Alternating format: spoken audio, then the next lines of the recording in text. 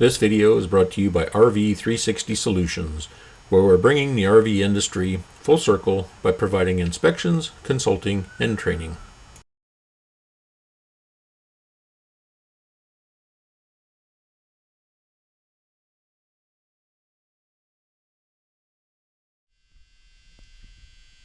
Today we're going to take a look at my fix for these tankless water heaters and wasting water when you're boondocking. The biggest issue for people who are boondocking is the fact that this tankless water heater takes, it's not a long time, but it takes maybe 15-20 seconds to get up to temperature, and that whole time you have to be running water through the system, so you end up wasting water. And if you've got, a small trailer with a small freshwater tank, that can be a problem when you're boondocking. So what I'm going to do is just demonstrate how my little contraption works, and then we'll talk a little bit about what it is. So on my trainer here, I have a water pump, and it's set up with, basically my version of a Nautilus system, so I can change the water flow through this thing. So right now I have it set for dry camping. If I want to get hot water to this faucet or to my shower up here, all I have to do is push this little button.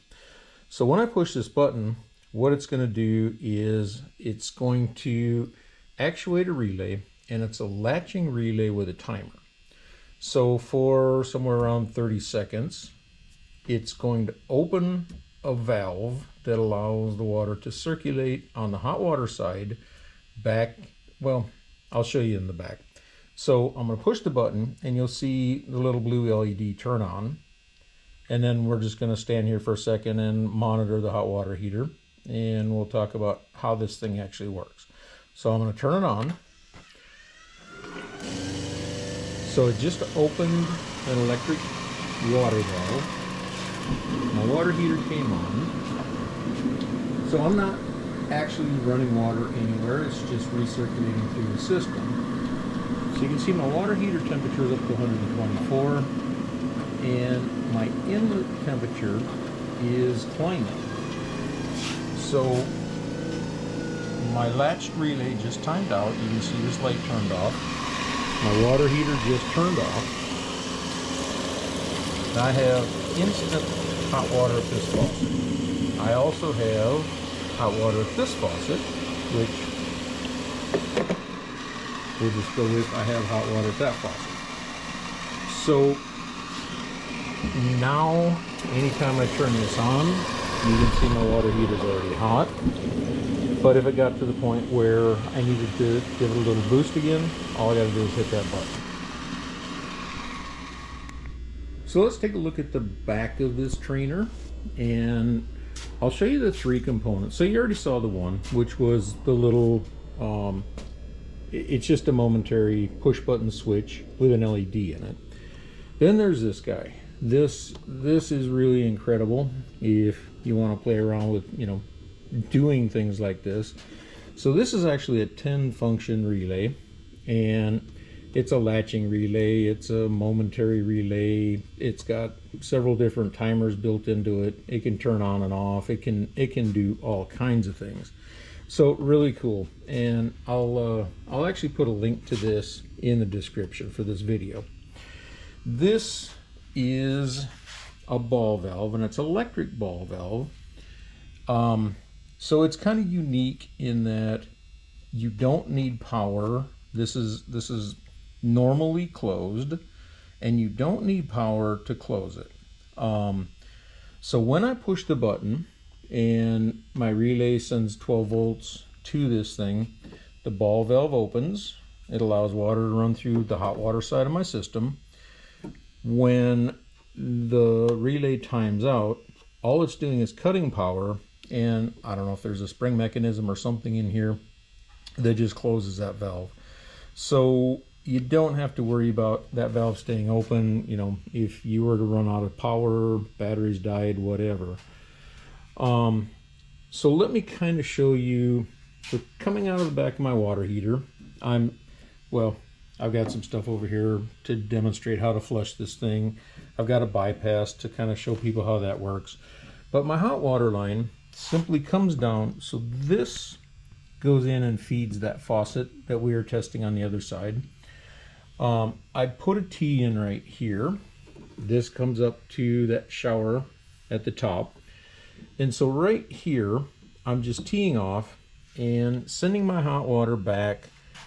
So this is my line coming in from the freshwater tank that is eventually going to go to my pump. So all we're doing is we're recirculating this water through, and it's actually going through the water pump, which I don't know if that's a good idea or not. So far this works really well, and I'm going to keep testing it. What I might end up doing is, instead of dumping that hot water back and recirculating it through the pump, I might just dump it back into my fresh water tank. So great for boondocking because we're not wasting any water. You don't waste a drop of water trying to get it hot. But I know there are going to be some people concerned about, putting water that's gone through this hot water heater into your fresh water tank. The nice thing about the way this is set up right now is I could also do this if I was connected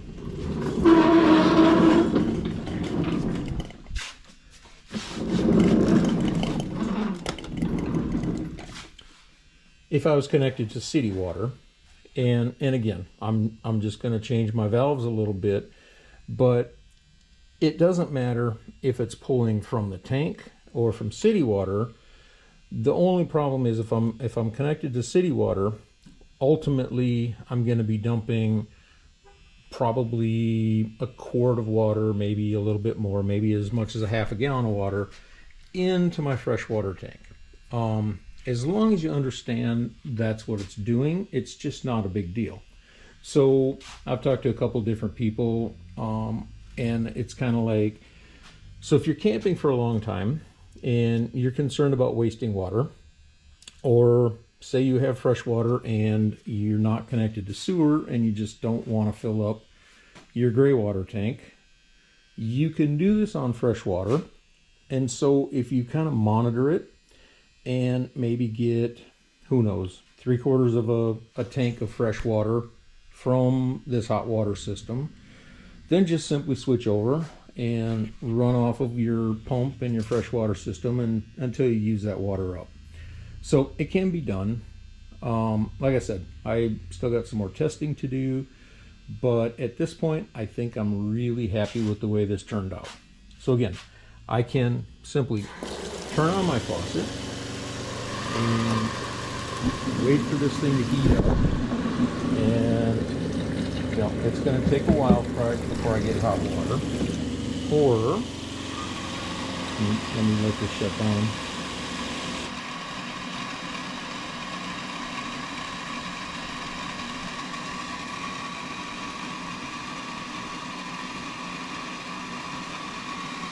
Or I can push my little magic button, open that valve, and we're just simply recirculating that water right now.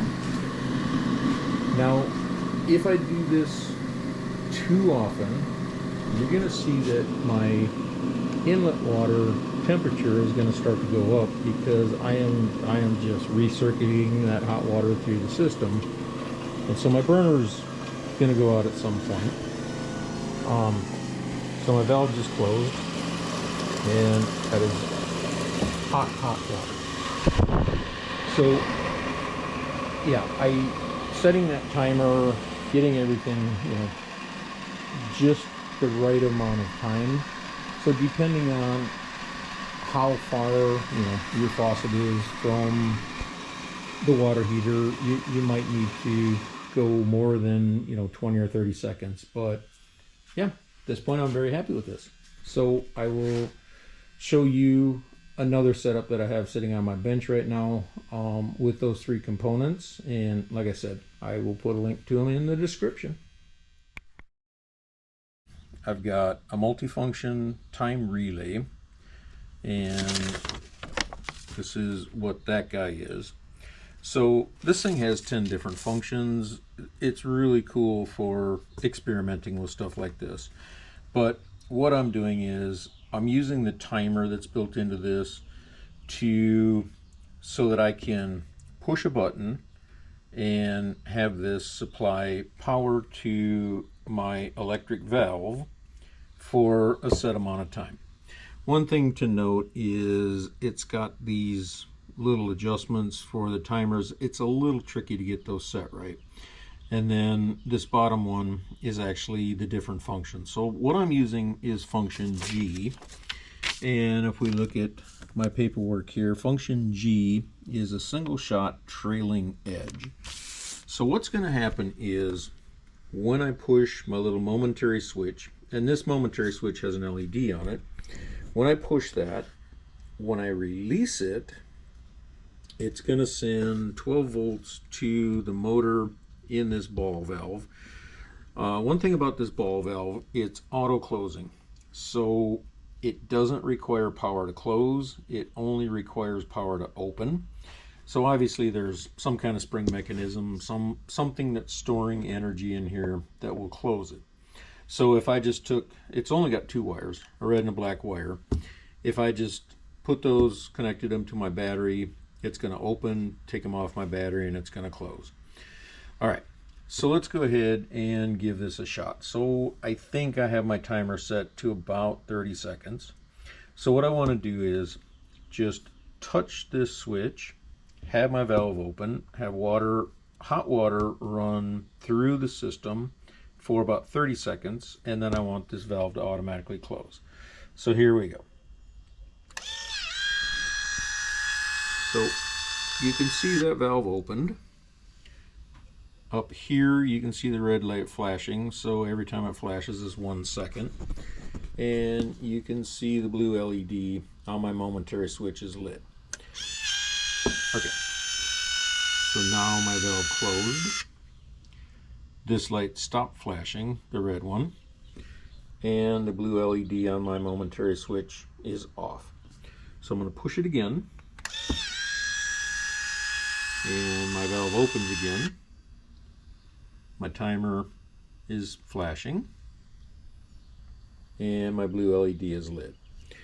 So I just proved to myself that this should work.